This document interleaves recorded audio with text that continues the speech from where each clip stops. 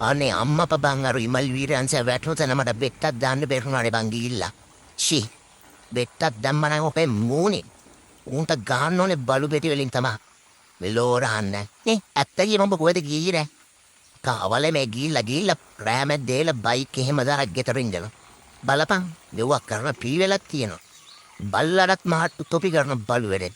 තේ මෙතන මොකෙක් කරන රින්ගම දැක්කද? අන් හැමදාම වලට කියලා දිනවා රින්ගන හම්බලන් ඉන්න එපා මොකෙක් කරි කමන්නේ නෑ. බලන්න රින්ග වලස් මෙතන මාව දෙනුවත් කරනවා මට කරන්න දෙයක් නෑ බං එතකොට. ඔව් බං නියපොත්තෙන් කරන්න තියෙනවා උඹලා පොරවෙන් කරන්න තියෙනවා අන්න ඒක යවුල් බං. දැන් ඉතින් මට මෙතන මුර කරන්න නම් මේ කයන. හැමදාම මට මේ සෙල්ලම කරන්න බෑනේ බං.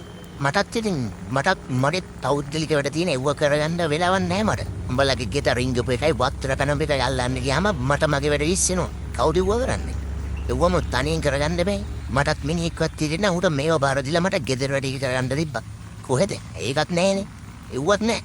ඔබ ඉතින් ඕක අල්ලන් ඉඳපන්. මම මේක බලන්න.